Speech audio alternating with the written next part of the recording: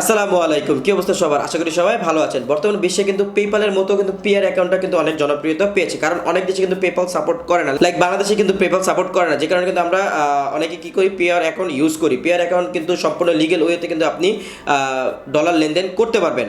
তো আজকে আমি আপনাদের দেখাবো যে এই পিয়ার অ্যাকাউন্টটা কীভাবে খুলে এবং 100% ভেরিফাই সহকারে। তো আজকে আমি আপনাদের দেখাবো যে পিয়ার অ্যাকাউন্ট কীভাবে আপনারা ক্রিয়েট করতে পারেন। তো ভিডিওতে যাওয়ার আগে একটা বিষয়, পিয়ার অ্যাকাউন্ট কিন্তু আপনার বিভিন্ন ওয়েবসাইটে কিন্তু বর্তমানে অনেক জনপ্রিয়তা পেয়েছে, এবং এই পেয়ার অ্যাকাউন্টে কিন্তু আপনি যে কোনো ওয়েবসাইটে যখন আপনি আর্ন করবেন, সেই আর্ন কিন্তু যে ডলার রয়েছে এটা কিন্তু আপনি আপনার পেয়ার অ্যাকাউন্টে ট্রান্সফার করতে পারবেন। So let's get started.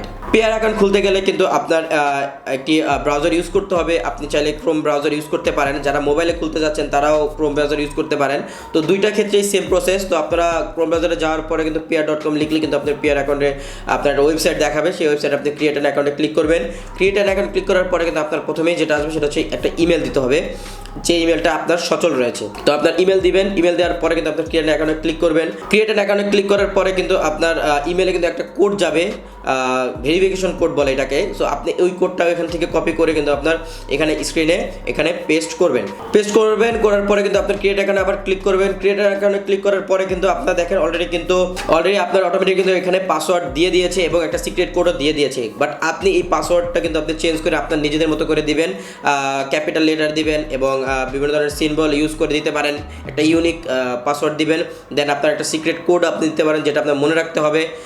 দেন আপনার একটা নাম দিতে হবে, যে নামে আপনি একটা ইউজার লগ ইন করার সময় আপনার এই ইউজার নামটা লাগবে। তো নেক্সটে ক্লিক করার পরে কিন্তু আপনার নাম দিতে হবে এবং আপনার কান্ট্রিটা সিলেক্ট করে দিতে হবে। দেওয়ার পরে আপনি জাস্ট ডানে ক্লিক করবেন। ডানে ক্লিক করার সাথে সাথে কিন্তু আপনার অলরেডি পেয়ার অ্যাকাউন্ট ক্রিয়েট হয়ে গেছে এবং সাথে কিন্তু আপনার অ্যাকাউন্ট নাম্বার দিয়ে দিয়েছে।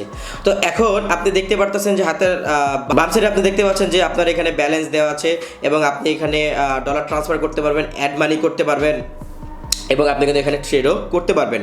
তো এই প্রসেসটা গেল, কিন্তু আরেকটা যে প্রসেসটা করতে হবে সেটা হচ্ছে আপনার কিন্তু এটা পেয়ার অ্যাকাউন্টটাকে কিন্তু ভেরিফাই করতে হবে যে আপনি আসলে লিগেল কি না। তো ভেরিফাই করার জন্য আপনাকে ব্যালেন্সে ক্লিক করতে হবে। ব্যালেন্সে ক্লিক করার পরে কিন্তু আপনি অলরেডি দেখতে পাচ্ছেন যে নাম দেওয়া আছে এবং আপনাকে ডেট অফ বার্থটা সিলেক্ট করতে হবে এবং আপনাকে কিন্তু original date of birth select করতে হবে, নাহলে কিন্তু এটা আপনার অ্যাকাউন্টটা কিন্তু ব্যান করে দেওয়া হবে। তো আপনি আপনার ডেট অফ বার্থ সিলেক্ট করবেন, দেন আপনার কান্ট্রিটা সিলেক্ট করার পরে জাস্ট গো নেক্সটে দিবেন। গো নেক্সটে দেওয়ার পরে কিন্তু আপনি দেখতে পাচ্ছেন যে অলরেডি আপনার ইমেলটা দেওয়া রয়েছে এবং আপনাকে আমি যেহেতু বাংলাদেশে থাকি, অবশ্যই আমি বাংলাদেশে আর আমার নাম্বারটা দিব। সো আপনাকে একটা ভ্যালিড নাম্বার দিতে হবে যেটা দিয়ে আপনি ইউজ করেন, কারণ ওইটা অনেক ইম্পর্টেন্ট। যখন আপনি কোথাও লেনদেন করবেন সেক্ষেত্রে কিন্তু আপনার নাম্বারের কিন্তু একটা কোড যাবে, সিকিউরিটির জন্য। তো এই নাম্বারটা অবশ্যই আপনাকে সতর্কের সাথে দিতে হবে। তো আপনি নাম্বারটা দেওয়ার আগে কিন্তু আপনার যেহেতু বাংলাদেশি, তো আপনার বাংলাদেশি কিন্তু আগে কোড ইউজ করতে হবে, যেটা হচ্ছে +00 দেওয়ার পরে আপনার নাম্বারটা 11 সংখ্যার নাম্বার দিয়ে দেবেন। এরপরে কিন্তু আপনার গো নেক্সটে দিবেন। গো নেক্সটে ক্লিক করার পরে কিন্তু আপনি দেখতে পাচ্ছেন যে আপনার এখানে তিনটে অপশন দেখতে পাচ্ছেন, একটা হচ্ছে পাসপোর্ট, স্মার্ট কার্ড এবং ড্রাইভিং লাইসেন্স। তো আমার যেহেতু স্মার্ট কার্ড রয়েছে, আমি স্মার্ট কার্ড দিয়ে এটাকে ভেরিফাই করব। তো এখানে দেখতে পাচ্ছেন যে অপশনগুলো, প্রথমে আমি এখানে ক্লিক করলাম। ক্লিক করার পরে কিন্তু আমার ফ্রন্ট সাইডের আমি কার্ডটা দিলাম, ছবি তুলে দিতে হবে অবশ্যই খুবই ক্লিয়ারভাবে।